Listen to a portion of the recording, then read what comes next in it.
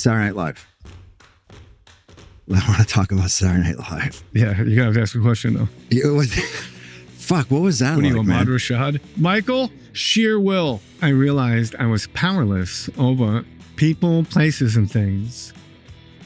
My life's unmanageable. So I gave up. Got a sponsor, started working the steps. Here's my sponsor, Al Pacino. Yeah. Why don't you put pen to paper? There is no chapter into thinking.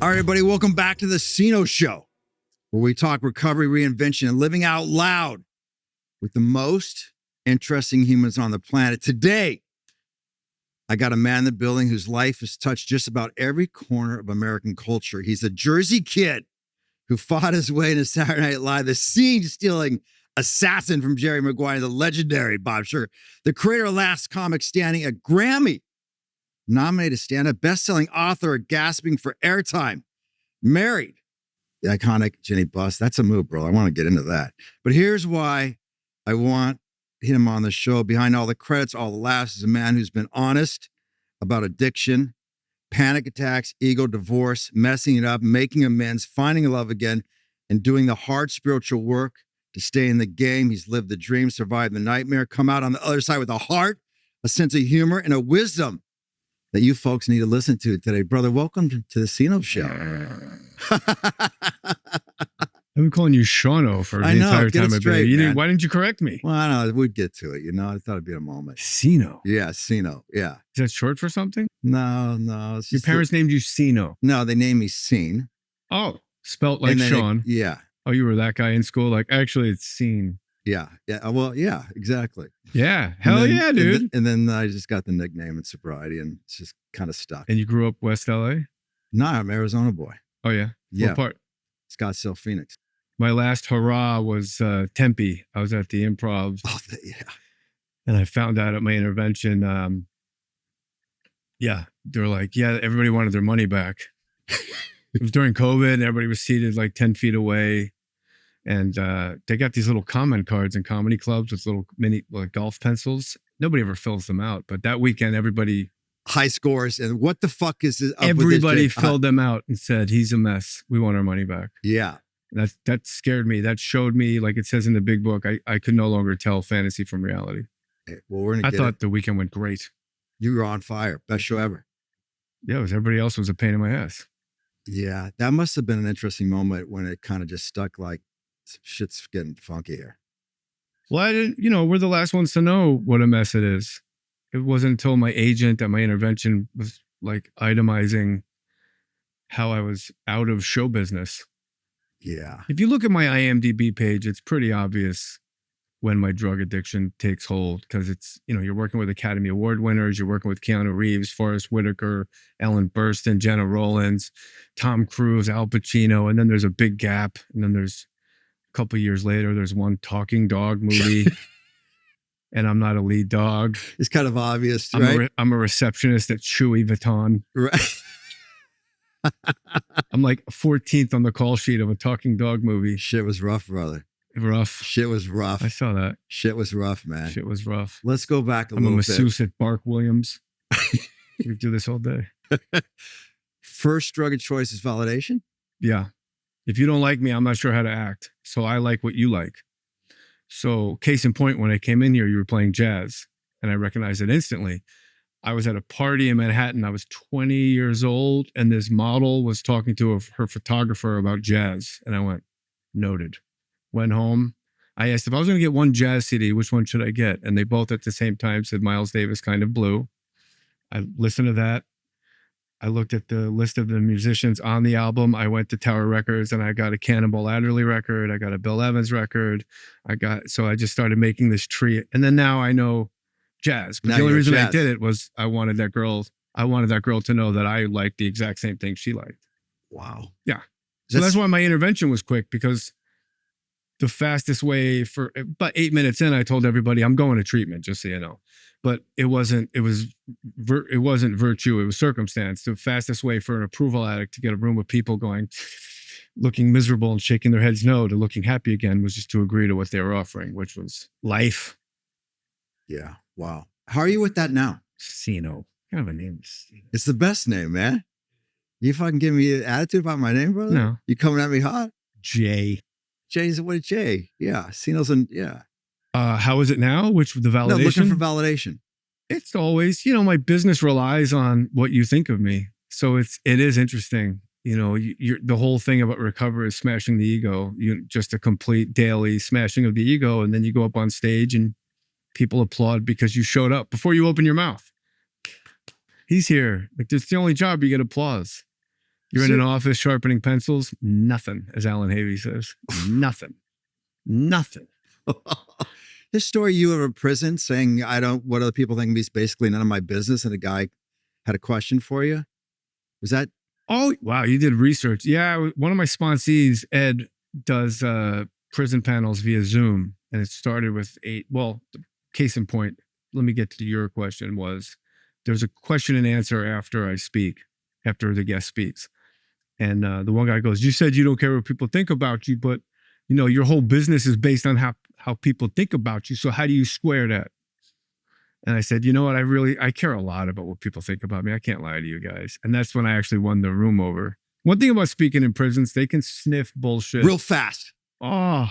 Yeah. Because I'll go up. I just spoke at Soledad 2 Saturdays ago. And I was talking to a guy in there 47 years and he's not coming home and he's at this meeting.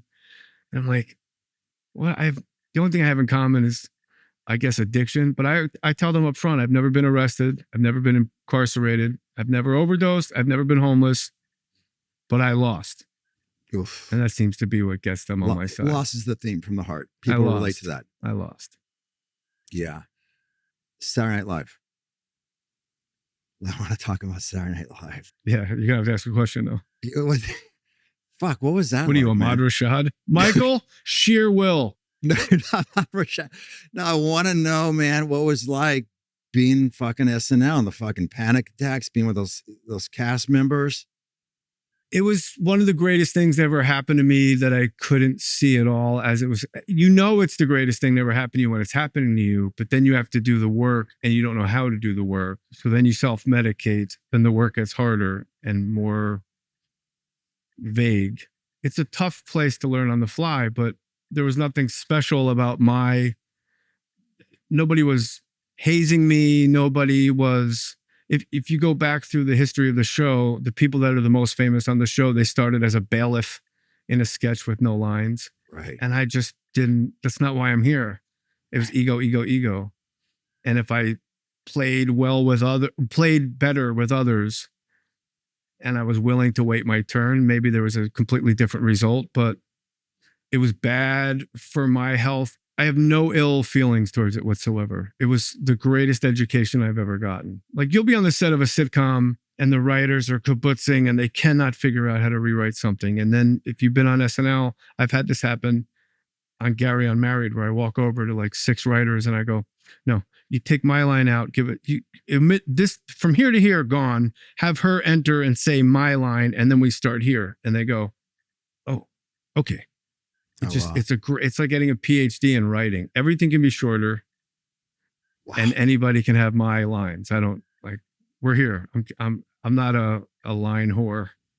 Like I'm here to work less. Yeah. Got it. Yeah. Well, how did you, with that ego, the panic attacks and the hierarchy of that show, how was that dealing with that? It's the hierarchy. It's really comes down to, it feels like you're a freshman hanging out with seniors. You know what I mean? Yeah, it's awesome. Like, you're in the conversation, but you're not really in the conversation. And the seniors aren't to blame. They've been together for 4 years. And all of a sudden you could be the coolest freshman on earth, but you just got here. Like, we don't know you. It's probably like in recovery. You got your guys. Right. And there's a newcomer. You're like, we'll see. Yeah. We'll see. Yeah. We'll see. Oh, you got a year? Good. Good for him. That's beautiful. I haven't really thought about this way. So I like how you frame the question with validation and ego and panic attacks. When you get panic attacks, it's so lack of control, unsettling. The world is ending. Your insides want to be on your outside. You're dying. You don't think you're dying. You are dying, and you can't communicate There's no rhyme or reason to it. And there's a big difference, as you know, between panic and anxiety. Mm-hmm. Anxiety is stimulus response. Mm-hmm. My boss is a dick. So when I drive to work, I get anxious. That's because that guy does that. It makes me feel this way. Panic is you'll just be in the shower looking at a towel on the rack and go, ugh! And there's no rhyme or reason to it. Mm-hmm.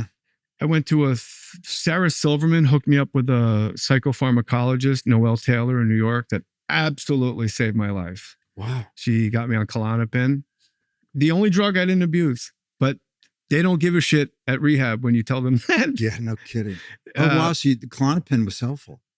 Oh, yeah. Because it's prophylactic. It works prophylactically. You take it and it stays in your bloodstream. Mm-hmm. So mentally, when you get symptoms of panic, you're able to go, well, I can't have panic because this is in my bloodstream. I have a stuffy nose. That's why I'm short of breath. Or I took a red eye and I only had an hour of sleep. That's why I'm getting a little disoriented in the afternoon. This isn't a panic attack happening. These are just single symptoms, and you can separate that, which I'm dealing with now because my panic attacks came back 4.5 years sober on planes, specifically to airplanes. So I haven't flown since July, where I just can't sleep at night if I have a flight coming up. It's the not crashing. It's just the enclosure. Wow. And so I learned from you guys back into the steps. It's all wanting to be in control. I went to trauma therapy, still go. Good for you, man. But the best help I ever got was this gal at the Alano Club that I've known my whole sobriety. She may be a year behind me, Kelly. Sister from Philly. Mm-hmm. Tough chick. Gorgeous. She goes, so what's this thing where you can't fly? I don't want to talk about it. So I go, just say, I'm working on it. She goes, oh, you're working on it. She got me. She got you. Oh, you're working on it. And that shifted things for you a little bit? More than the steps and trauma therapy combined. Like she encapsulated it into I'm going to fix the brain with the problem can't be the brain to fix the problem. That Einstein quote. Yeah, it's beautiful, man. I was like, oh, I'm just completely trying to just wrangle 50 cats at once. And I actually said to my wife the other night, I can't wait to fly again. And she's like, whoa.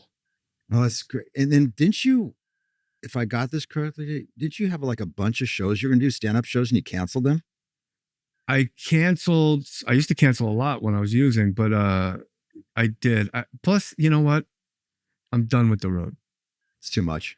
It's a young man's game. Young man's game. It's just like, I love doing stand-up. I don't like flying, sitting around.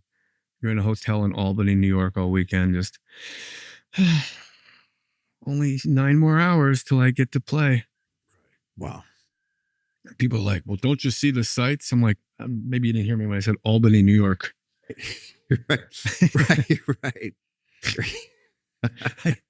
Yeah, got it. Jerry Maguire. What the fuck was that like, man? He got the call.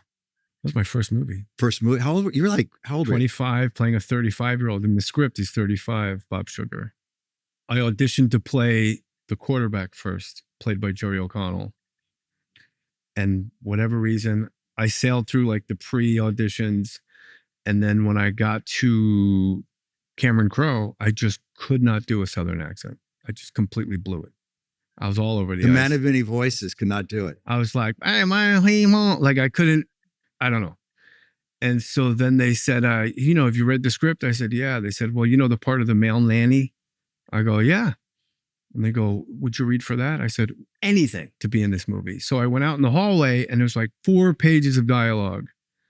But the big speech in that audition scene was when he says to Tom, I want you to use this. And you think he's going to give Tom Cruise a condom to use with Renee Zellweger. But instead he hands him a cassette. And what is on that cassette? Mm-hmm. Miles Davis. Yeah. John Coltrane. Right. Cannonball Adderley. I had that cassette. Oh, that's fucking beautiful, man. So what probably took everybody else days to remember, I looked at it, and that's how I felt like this John Coltrane, Cannonball Adderley, two masters of jazz doing their thing, blah, blah, blah, and an 18-year-old drummer, and the only white guy he ever worked with Bill Evans on the piano, not including Gil Evans, where he worked with, Bitches Brew, blah, blah. Like, I knew that already from my obsession with jazz, from my approval addict, so my defective character helped me get a part. So anyway, not that part. So I read that part. I literally was in the hallway for about 20 minutes, came back in, said, I'm ready, and I nailed it, and then everybody was really quiet afterwards, and Jim Brooks was standing against his desk with his butt against his desk, and he just goes, how about sugar? I was like, holy shit, that's like the part, right? And what I didn't realize at the time was they had an offer out to Owen Wilson to play Bob Sugar because he did Bottle Rocket with Jim Brooks. So they had to rescind his offer after they couldn't offer it to me because they had an offer to him.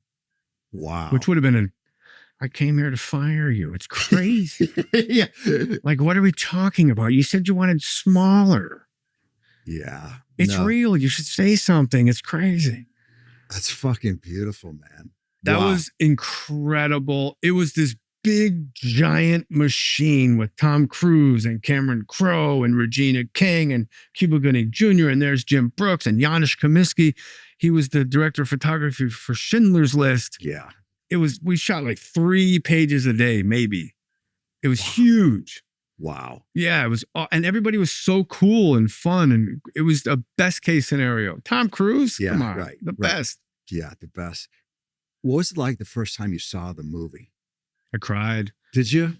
Yeah, I'm a big music guy. I'm a big audiophile, and the opening credits was Magic Bus Live at Leeds by The Who, and my name on screen. My agent had negotiated a single card, meaning your name only. Like, it's not, Seano, Jay Mohr, Keith. It's just Jay Mohr. And I was like, whatever. And he goes, no, trust me, single card.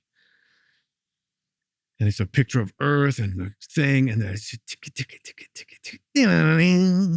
Townsend. Yeah. I'm getting goosebumps. They're fired up. And then Jay Mohr. And I was like, every day I get my cue.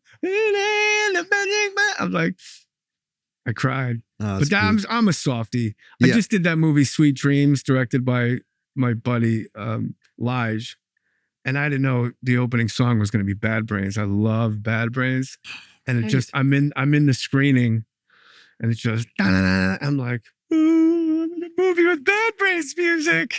It's great. Great little movie, by the way. My boy Knoxville's in that. Yeah. Johnny was great. All my scenes were with Johnny. Yeah.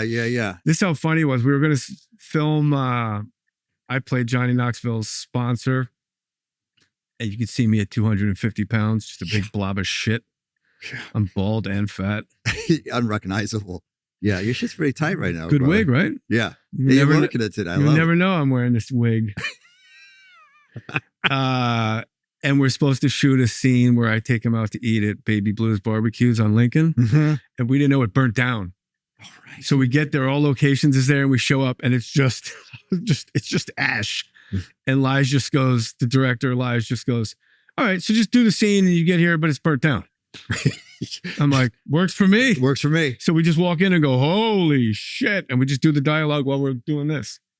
He made it simple. Lige is awesome. Keep it simple, stupid. stupid. Known him a long time. Lige is a beauty. Yeah.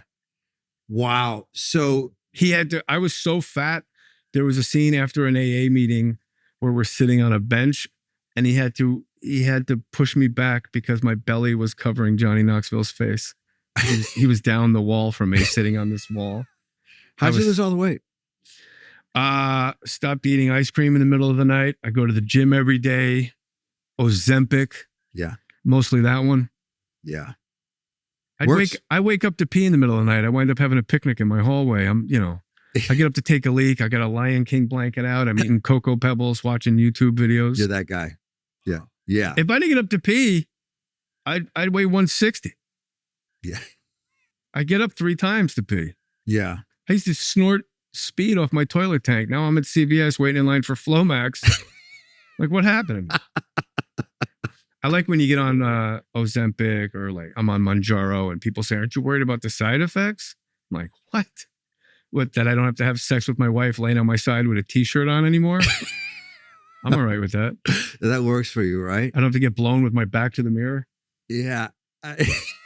But hey, it's good, man. Oh God. When Jerry Maguire came out, how old were you? 26. So 26, you got the #1 movie in the world. Not true. Not true. Mm-mm. Here's a little inside trivia. It was third that weekend. Opening weekend, it was The Preacher's Wife, Mars Attacks, Jerry Maguire. Week 2, Mars Attacks, Preacher's Wife, Jerry Maguire. Week 3, Jerry Maguire, Mars Attacks, Preacher's Wife. Week 4, Jerry Maguire. Right. It was weird. Yeah. So week 3, #1 movie. Well, when it comes out, it's really, comedians have such, you hear about the disease of perception and lack of proportion in perception. Herb K is big on perception. Yeah. And it's like, I think comedians are atrocious at perception. Like, a comedian does a special, and then a week later he's at the Comedy Cellar, and in his mind, we have to do a completely new 15, 20 minutes because everybody's already seen the hour.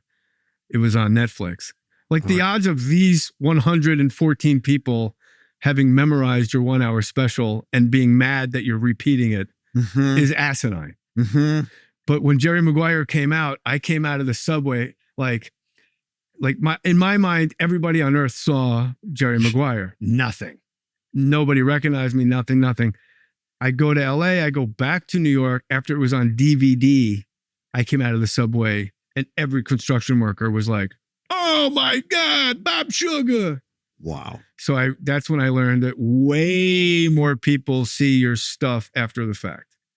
Wow. Yeah. Interesting. And then how much longer after that did you do the Jennifer Aniston movie? I did them at the same time. Oh, you did? Yeah. A little overlap.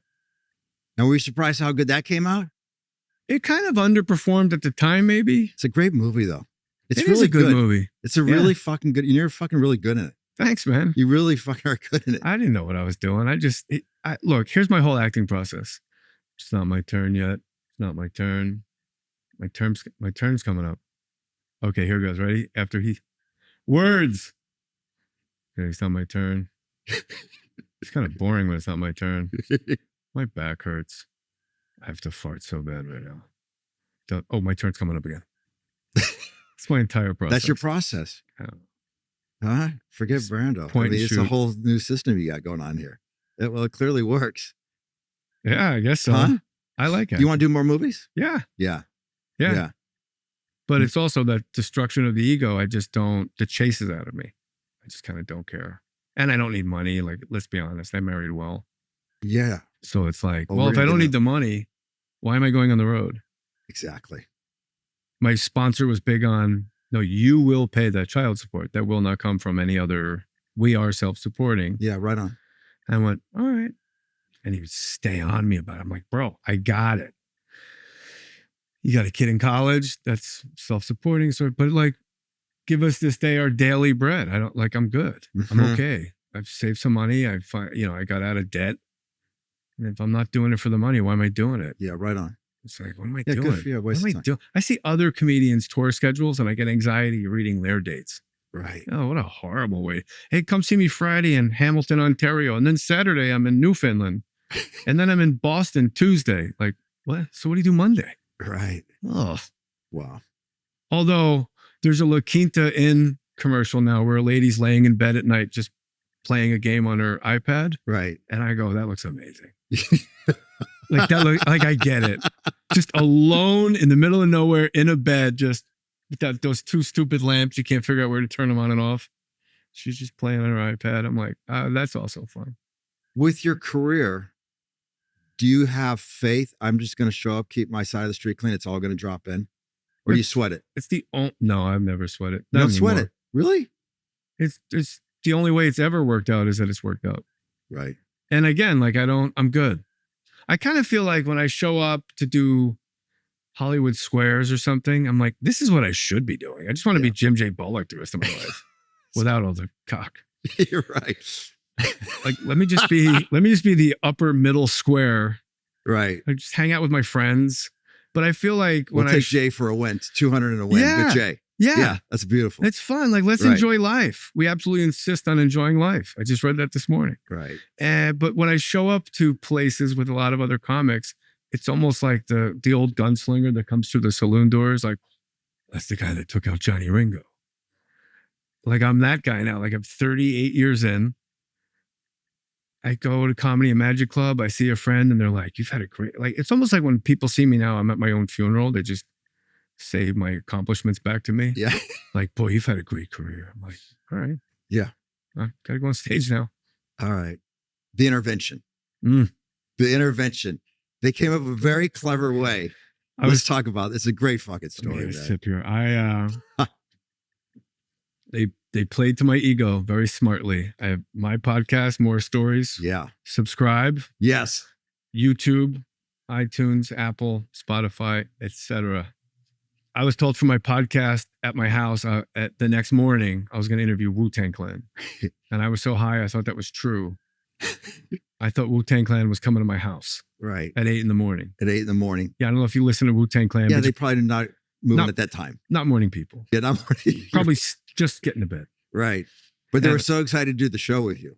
They're going to make an exception. Sure. Yeah. I was going to help them with their careers. Right. Because I'm doing talking dog movies. I could help them. Yeah. Wu-Tang Clan. I could You're give gonna move Wu-Tang Clan the boost they needed. And I walked into my podcast room at 9 a.m. and my producer was there. She was very made up and perfume. And I went, she must really love Wu-Tang Clan. And then my wife came downstairs, my girl, Jeannie, but she's my girlfriend at the time. I'm like, well, okay, that makes sense. And then a comedian, Skylar Stone, sober, comes in, but he helped book it. So the first 3 people made sense. Nothing too crazy about this. She smells a little good, looking a little extra good. She's fired up. It's Wu-Tang Clan. Here we go. And then I was so high, I was like, all right, but you guys got to get out of here because Wu-Tang Clan's coming over. What were you high on at the time? Adderall took me out. That was your get down. Yeah, snorted that, a lot of it all day. Yeah. All day. Mm-hmm. And such a nasty high. It's like Popeye taking spinach. You're right. I'm going to write a book. I'm going to open a jiu-jitsu studio with tanning machines in the back. I'm going to learn Spanish and get a talk show on Telemundo. A lot of ideas on that. A couple I stand by. Me just having a talk show on Telemundo. Hola, me llaman Agüero. Yeah. Oh, fuck. I want to see that show. Jiu-jitsu with tanning beds? Oh, yeah. It's a great fucking idea. Look, you're tan. Yeah, I'll bring it. I'll be a customer right now. Sign me up. Oh, I used to have a tanning bed in my garage. When I lived, that was the days. Oh, fuck, man. People used to come over and be like, what? Yeah. I'm like, that's how I roll. Yeah. Yeah. That's beautiful. Let me get 8 minutes before I step out into the real world. Even though I'm not going anywhere anymore. Nothing like being high on Adderall on a tanning bed. I would snort Adderall before a massage. There you go. It's like when people are big dope smokers, like, let's go to the grocery store. Let's get stoned and go to the grocery store. Right. It's like, let's get a massage. Hold on. Boom. I'm ready. I'm ready for my massage. Right. It's crazy. Yeah, man. Everything I thought was better with Adderall, going on stage, just yacked out and fucked up, out of your mind. Yeah, just getting jokes wrong, doing the wrong impression and the wrong bits. So my nose itches right now, but I don't want to scratch it because we're talking about snorting Adderall.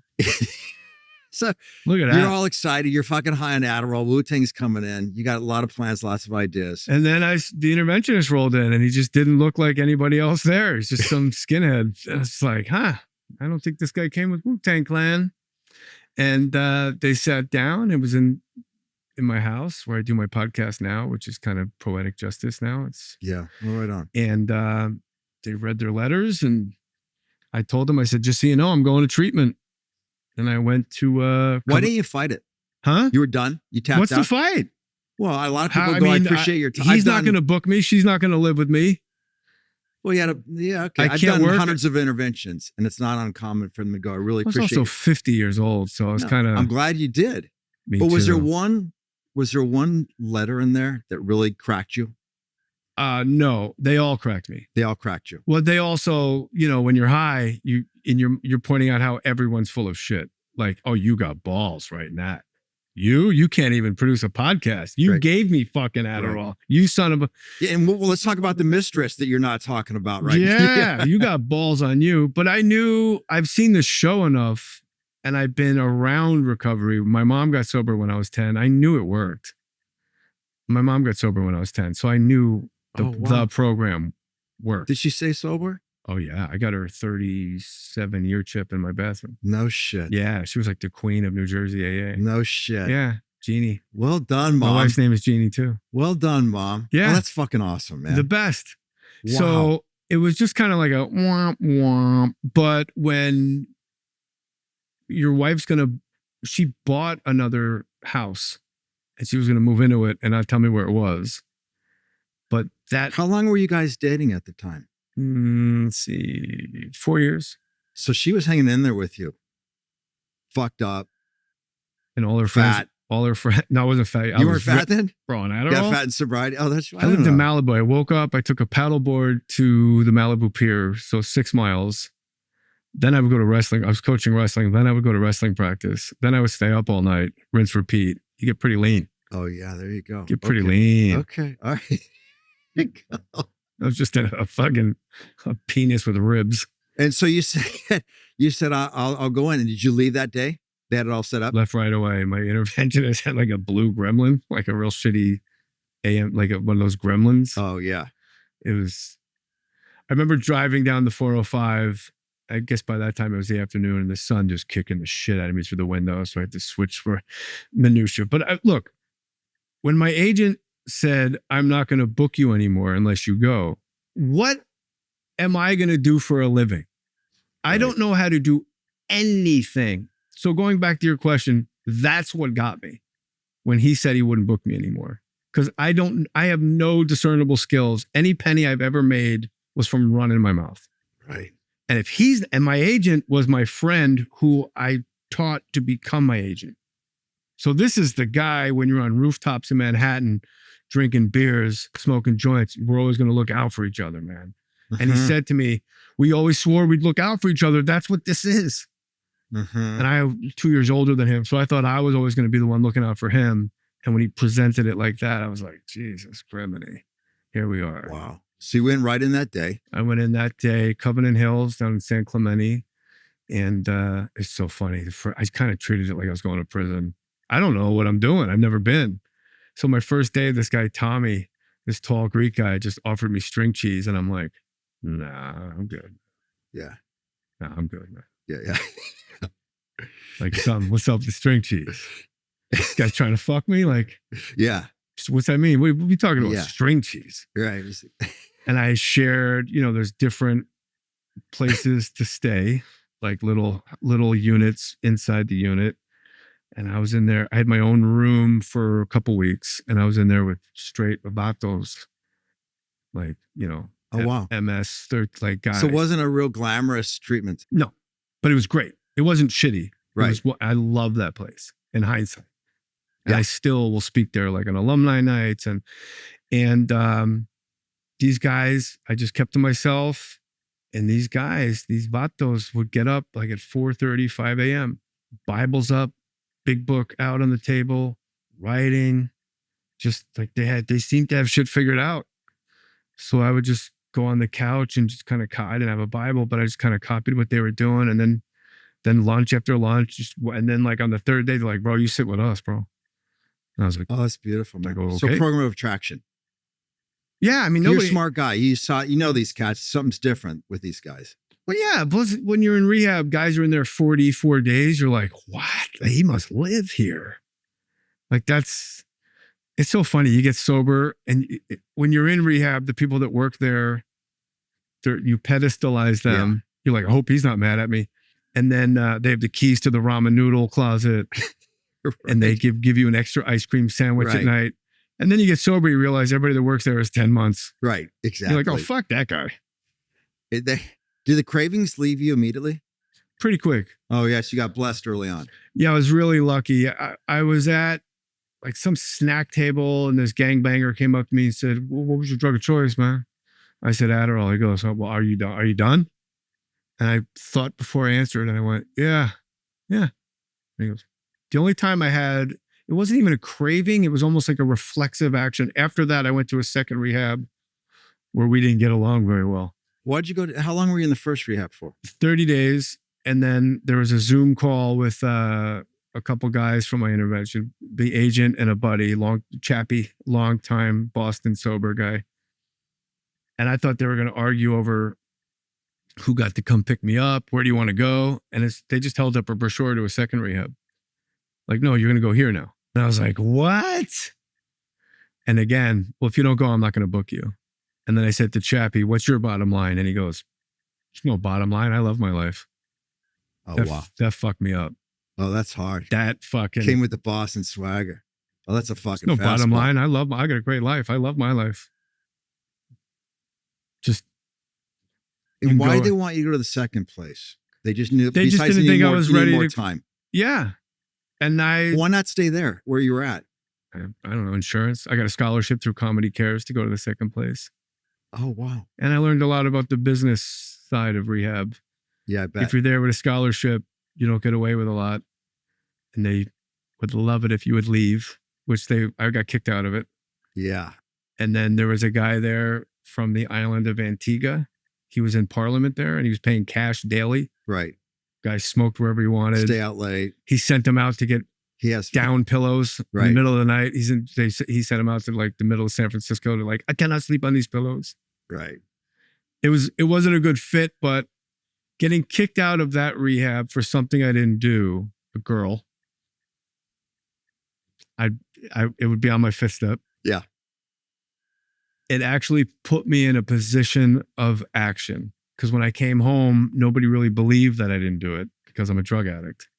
I knew they didn't believe me. So the only way to show everyone in my immediate family and life that I was treated unfairly was to just immerse myself in the program and just get into the step work with my sponsor, always at meetings, always texting Jeannie. Now I'm going here, now I'm going there. You know, it's funny. Jeannie and I went to couples therapy before we got married. And just out of nowhere, she goes, and he keeps texting me like where he is all the time. What is that? And I'm like, oh no, I'm actually where I'm supposed to be all the time. Right. I'm just letting you know. And for her, it was like almost like I was gaslighting her again. Mm-hmm. I was like, oh no, not at all. Right. I'm just literally where I'm supposed to be. And I'm sharing it with you so you don't have to worry. She's like, oh. So being kicked out of that rehab forced me into action because that approval addict can't have you not believing me. Yeah, right on. And how long did it take you to build up trust with your now wife and business partners and friends? They're like, he's in. I asked Jeannie that question on my podcast.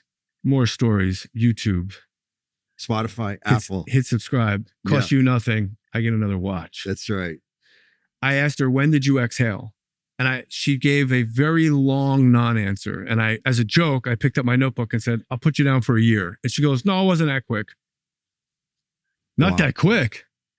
It was when I asked her to marry her that everything made sense at once. Like it was like two Legos had clicked together in her mind. Like, oh, that's why he's always on the road. He's saving for an engagement ring. Oh, wow. That's why he's doing this. That's why he was with this person. Like everything, like the Rubik's Cube all came together in that moment. And that's when, beautiful, man. That's when because she makes it very clear. I wasn't counting on getting a husband out of this. I just wanted you well. God, say that one more time, please. I wasn't planning or counting on getting a husband out of this. I just wanted you well. She just cared about me and wanted me to get better. Wow. As good as people might think Jeannie is, it's 1,000 times more. She's ridiculous.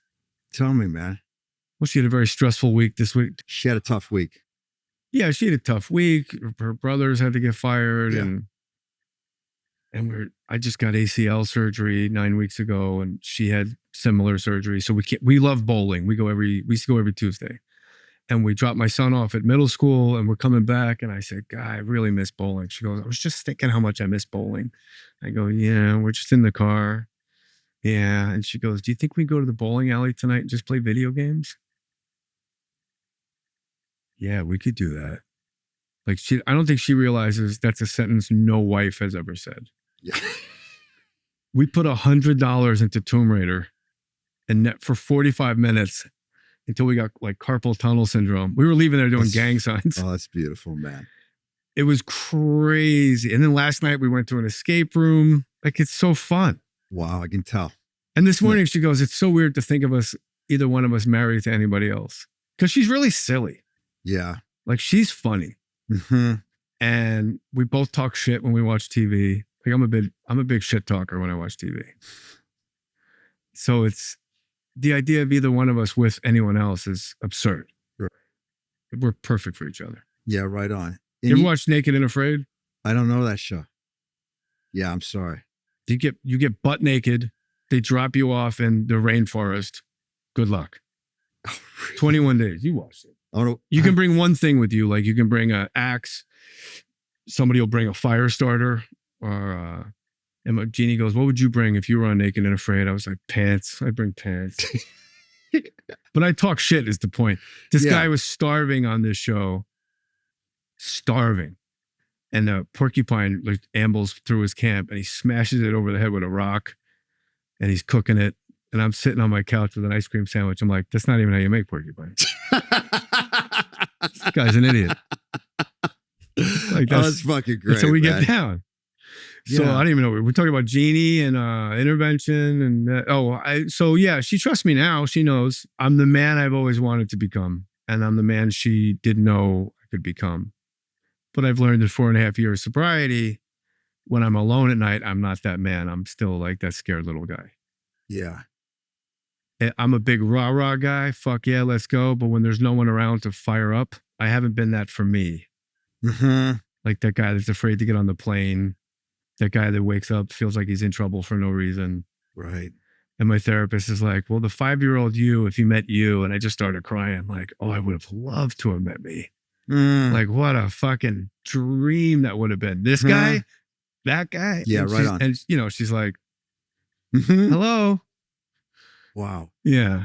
That's so beautiful, I spent 4 years clearing everything off my table with the steps to learn my table's made entirely of fear. Oh, interesting. Now we get to work. What I've heard guys say is the second surrender. Yeah, beautiful. Talk more about that, Jay, please, and talk more about ruthless self-examination. Why it's so important to I don't know if it has to be ruthless. That's got a weird kind of like brutally honest. Like, yeah. All right. Well, ruthless, thorough. What's the word you want to use? Thorough. Thorough. Works better for you. You're either full of shit or you ain't. Okay. You're either full of shit or you ain't. I hate when I go to meetings and I hear somebody say, "How free do you want to be?" Right. Because I got news for you. There's only one free. Mm-hmm. There's not levels to free. It's not a volume knob. You're either free or you're not. And only you know when you're alone that you're free. Mm-hmm. I'm not quite free because the plane thing has eaten me up. I can't be there for others the way I would like to be. It's not about making money. My niece got married in Jersey. All right. Wow. I'll send the check, I guess, but that's not the same as being there. Mm-hmm. That's what's eating me now. The examination part used to be, yeah, I'm good. They're fucked. If everybody would just act a little differently, I'd be even better. Mm-hmm. And I've learned, my Indian name is Blames Others. Blame. When I came in, everybody. And then I learned that all of our problems of our own making was very relieving to me, Seano, because if all my problems are of my own making, that means I always have a solution. Right. It's my approach. Mm-hmm. Specifically, what was the question about the ruthless self-examination? No, you're just talking about focusing on, cleaning your side of the street, why that's the most important thing. Yeah, well, really. I think cleaning your side of the street is a lot easier if you're an approval addict because I want you to like me and I'm going to sweep real good. Mm-hmm. Not a people pleaser. There's a difference. Big time. You're not a people. I told a sponsee this 2 days ago at my house. Make me a list of all the people pleased with you right now. And he just goes, I go, you're not a people pleaser. You're just like me. You're a validation addict. Mm-hmm. It's like, bro, you're 8 days off fentanyl. Show me the amount of people thrilled with you. Right. Like, get the fuck out of here. Right. You're a validation addict just like me. If you don't like me, I'm not sure how to act. You're probably a referee as a little kid in your own house. Yeah, right on, man. I was excited to get to work on the steps. I was going to get my sponsors approved. If you're really a people pleaser, please your sponsor. Right. Blow his fucking mind right. with how awesome you are. Right. I really thought I was going to blow my sponsor's mind with what a great pupil I was. And I took so many commitments. He would tell me to, but I would go to like the Alano Club and I would sweep that fucking place out. I brought my vacuum cleaner from home because I'm an alcoholic. I didn't check to see that they actually have one on the second floor in the closet. And I'm in there doing all this work, but that wasn't any magnanimous part of me, I knew my sponsor was going to come in with like a Wayne Butler or some other old timer, and they were going to see me sweeping, and they were going to say, thank God he's in the program. The program's in good hands because you got here. Yeah. But all those activities trying to get my sponsor's approval, the magic trick is I got my own approval. Amen. I started liking the way I was rolling. I did visit that guy in the hospital. And then he did share it in a meeting, and I sat there like, oh yeah. But because I had forgotten I did it. I did do that without being asked. I did show up for that person. I did write a letter for a guy going to court.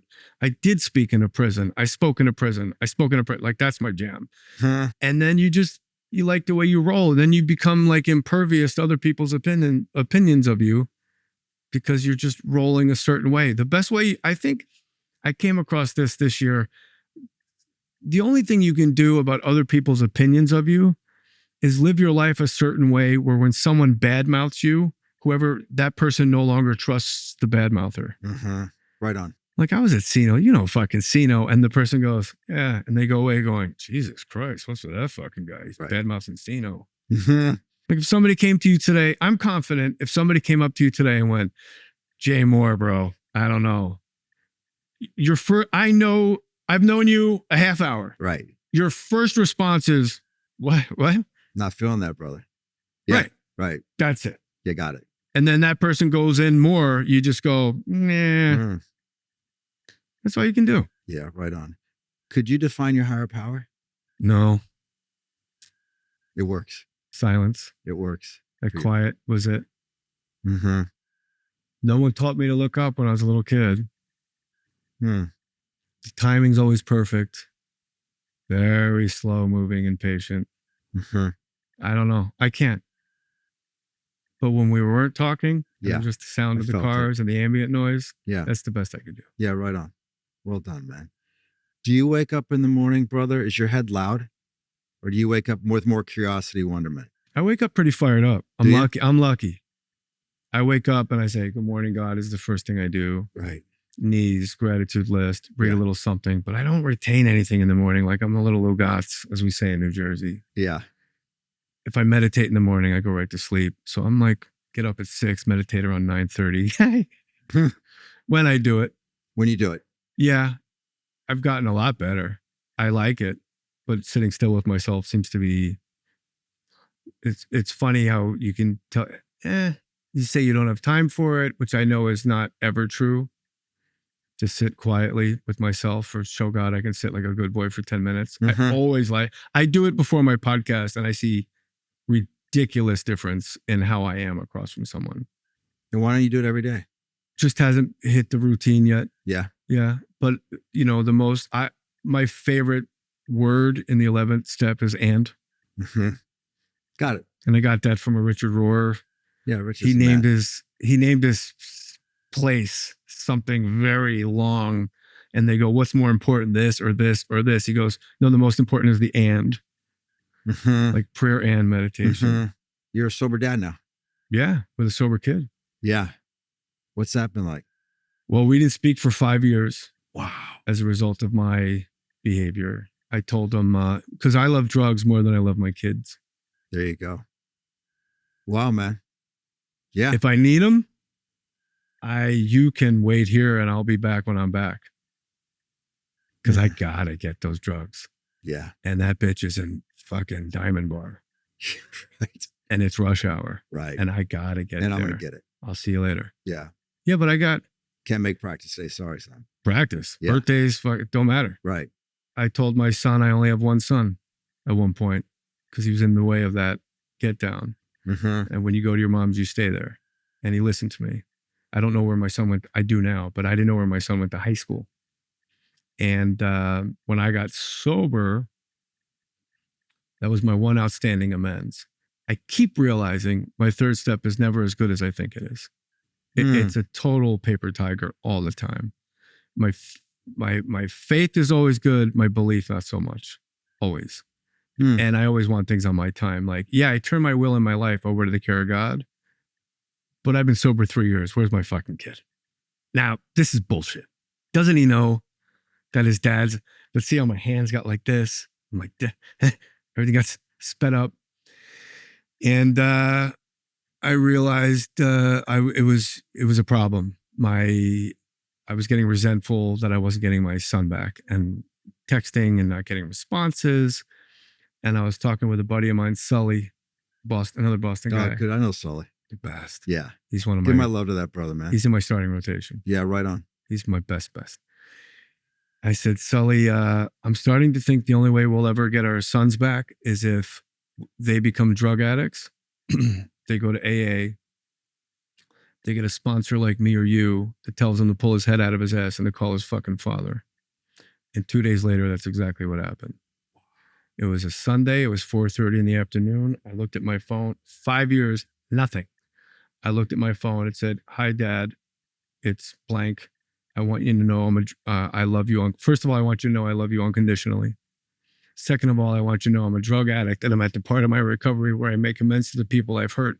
And I would like the opportunity to make amends to you. If you don't want to see me, I'll understand. But please know that the offer is always there." Wow. And how long were you sober then? 3.5 years. And I knew in that text, I knew why he never got back to me, because just like me, drugs are paramount importance to him. I knew that my son was safe. I knew that not only was he in the program, but the text was so perfectly written. I knew he had a great sponsor. And I knew the war was over. And I called him and we spoke. Whew. And I agreed to pick him up when he came home from college. And he seemed flabbergasted that I would be of that much service to drive to LAX and pick him up at 9 at night. My sponsor went through the exact same. What are the odds? You want to know what my higher power is? My sponsor's son, who he didn't speak to for 10 years, which I knew none of this when I asked him to be my sponsor. This lunatic Harley Davidson cowboy hat wearing fucking toddler of a man. Cowboy Dan, who looks like Yosemite Sam and screams everything he says. He didn't speak to his son for 10 years, and then his son got a job speaking English, teaching English in China. So when my sponsor had to make amends to his son, he had to fly to China. Oh, fuck. I had to go 3.7 miles up Lincoln Boulevard Right. to LAX, and my son and I recognized each other's silhouettes through the frosted glass at baggage claim. Oh, Silhouette. Fuck. I went, "There's my guy." And he said, I knew that was you. And we flipped a coin to see who made amends first. And I FaceTime with him this morning. He's in college. I'm not going to say where on the podcast. Yeah. He's the smartest person I know. I had already done step work. I put letters in the mail to his stepfather, thanking him for raising a great kid, and meant it. I sent my 18-month coin in the mail to his mom and his stepdad. Just so you guys know, this is what I'm doing. This is my coin. This is my home group. Thank you. Yeah. Wow. But like, once you push the boat out in the lake, you got to let go or you're going to fall in. Right on. Like, word of the wise. That's exactly right. Did it get back to you? Doesn't matter. That's exactly right. I did it. That's right. And he's just got 2 years sober. Get down, son. He just picked up a new sponsor. He told me this morning, he goes, "There's a guy in my home group that bugs the shit out of me. Every time I'm there, I'm like, oh, this fucking guy." And then that guy asked him to sponsor him. Yeah. You just laughed. Yeah. Yeah. And he said, "Well played, God." Yeah. Look, that's what I always say. Well played, God. Well played, God. God's just doing donuts in the street right now. Yeah. Right on, man. Yeah. Wow. My family's together. I'm sober. I'm in the middle. Like there's the middle, then there's the bullseye, then there's the middle of the bullseye. Mm-hmm. Like, I don't need anything. Yeah, man. This is fantasy time. Mm-hmm. The chase is out of me. Yeah, I believe you. But we'll do some rapid fire. Take your time, okay? Just let's have some fun. Lauren, yeah. Hold on a second. We're going to do some rapid fire. Take your time. Yeah, or take your time because some of them might be. Lauren Michaels. Amazing. What an absolute underrated. Underrated. Yeah. Yeah. Impossible to be that successful that long. And you and I both know in show business, Impossible. Impossible. Decade after Right. decade after decade, political, climate, this, that. Funniest person you've ever shared a green room with? Chris Rock. Oh, yeah. Sketch you wish you had made it to the air. I did a weekend update piece where I was a gay movie reviewer critic, Fuck. and I sang all my reviews. The way I rated movies was by going, yeah, and there was a yaw meter. Uh-huh. But everything was a show tune, like Mrs. Doubtfire. Hey, little girl, is your daddy home, or did he dress up like a woman from an old folks' home? Mrs. Doubtfire, yeah, 7. His name is Costner. Who's Kevin Costner? He kidnaps a boy. Clint Eastwood tracks him down. I thought I was in heaven. I give it a 7. Like, it's ridiculous. Oh my God. That's They were like, it's just too gay. Yeah, I'm like, too gay. Yeah. Paul Lynn, on fire. Yeah. Lance Crothers, the gay movie critic. Yeah. That was fun. So Yeah. I got it to dress and they cut it. what's harder, man? Bombing in a club or bombing at the SNL table read? Our club by table read is a table read. No big whoops. Yeah. But you know how you avoid bombing at a table read, or the cheat is, I've learned this pretty quickly. I would tell all my jokes in the pitch so the person would be excited to do it with me. So then when you do the table read, they've heard all the jokes. Oh, got it. So you get guys like Kevin Nealon, David Spade. They're like, I'm working on it. I'll talk to you about it later. And the table read is just this new great mystery. What was your, oh my God, I'm an SNL moment? It was a Thursday. I was in the writer's room, and on the live feed, I could see Nirvana was rehearsing. And I went downstairs to Studio 8H. There was maybe 8 people in the studio, and I stood from Me to You from Kurt Cobain screaming "Rape Me" at the top of his lungs with nobody there. Oh. And I also realized there's some rock stars, they don't know how to rehearse. There's one way to do it.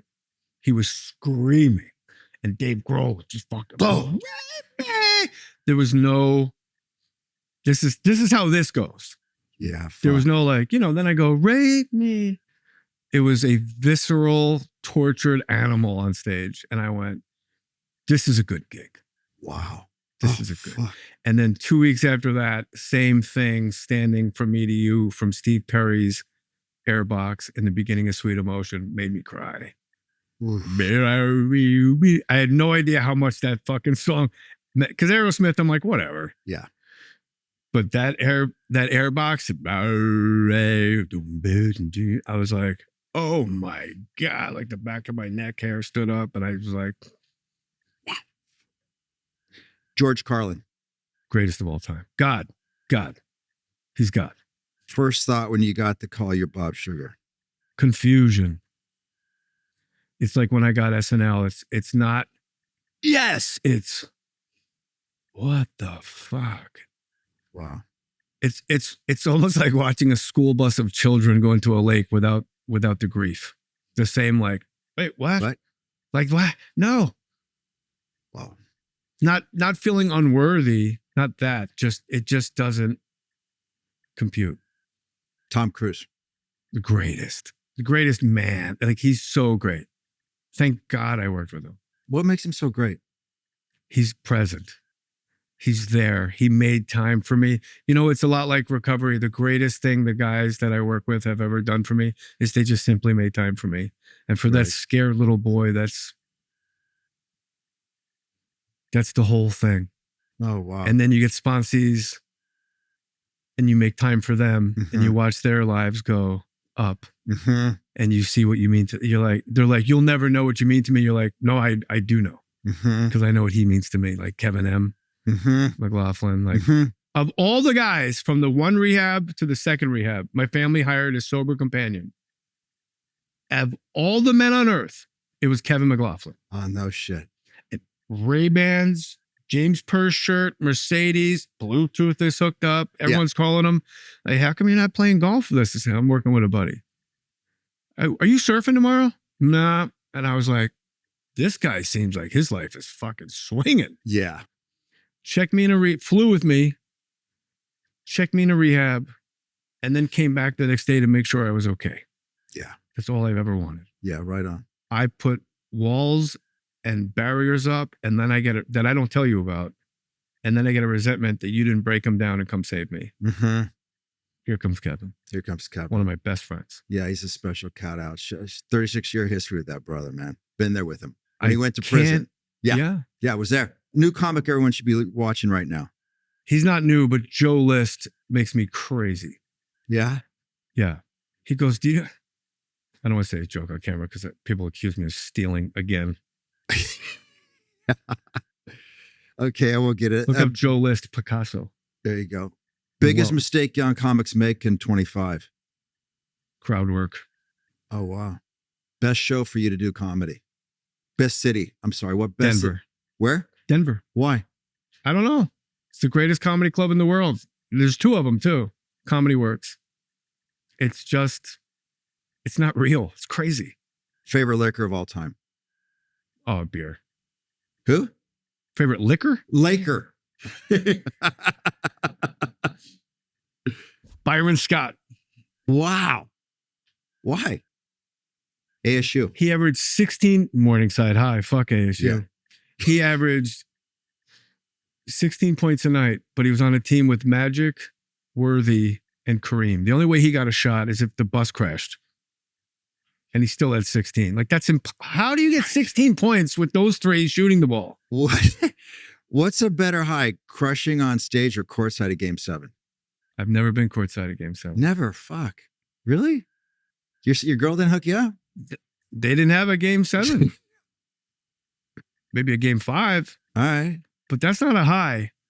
That's torture. Right. I have to remind myself in the playoffs, this doesn't affect the grand scheme of my life. I'm in knots. If I was an NBA head coach, I'd be thrown out every night for screaming at refs. Right. You motherfucker. What the fuck? Like, I go nuts. Uh-huh. Like, there's been times where I screamed and like, I should sit back down and be quiet. Who talks more trash, comics or NBA players? Oh, comics. Yeah, by far, right? It's the best. Huh? And we're so much better at it. What's one thing about your wife people would be surprised by? She's very silly. She's hilarious. Yeah. She's really silly. She's funny. She's real, like, funny like how you and your buddy are funny in like 6th grade. Like goofy, stupid. One habit that keeps your recovery solid. One. It's a recipe. It's a whole thing. Morning routine. What does your higher power feel like today in one sentence? Stillness. Best advice you ever got in a locker room, green room, or a meeting? Get a home group, otherwise you won't know when you're drifting from home. Every day I get to God before my mind gets to me. Alan Gutman.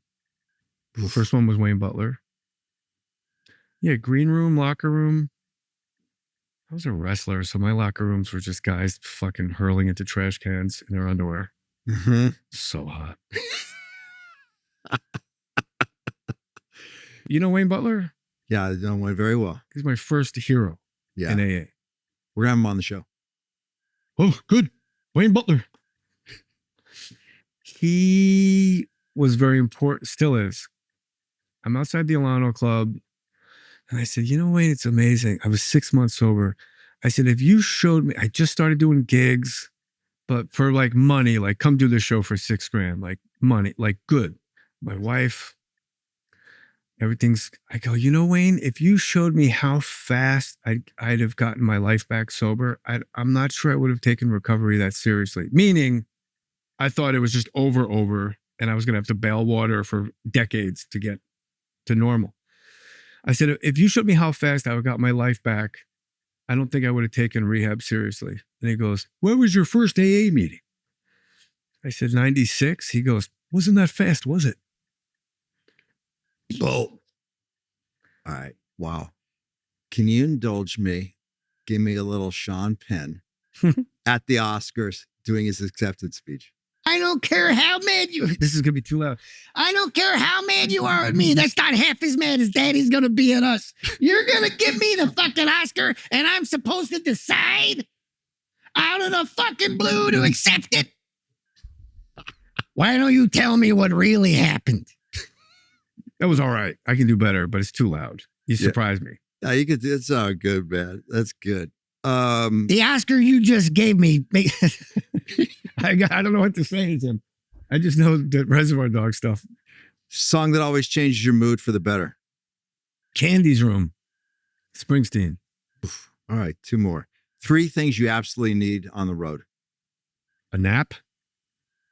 My toiletry bag. And water. I mean, these are important. And television. Television. Oh, fucking life without television. Kill me. Got it. All right, last one. Chris Walken at his first meeting. Yeah, I realized I was powerless over people, places, and things. My life's unmanageable. So I gave up, got a sponsor, started working the steps. Here's my sponsor, Al Pacino. Yeah. When you put pen to paper, there is no chapter into thinking. It's into action. What the fuck you calling me for? 3 a.m. You have a disease that centers in your fucking mind. Hoorah. You just do all those guys at a meeting. Oh, fuck, brother. God. I realized my life was unmanageable when I was having sex with Portuguese girls. I'm Chris. Yeah. I got them pregnant with my new wheelchair gloves. They say it's an outside issue, but it makes me feel funny on the inside. Hey, man. Thank you. Seriously. I'm glad we're boys now. You're what? I'm glad we're boys. Yeah. Now that I know how to say Seano. Yeah, you got it. The Seano Show is a production of iHeart Podcasts, hosted by me, Seano McFarlane, produced by Pod People and 28th Ave. Our lead producer is Keith Cornelek. Our executive producer is Lindsay Hoffman. Marketing lead is Ashley Weaver. Thank you so much for listening. We'll see you next week.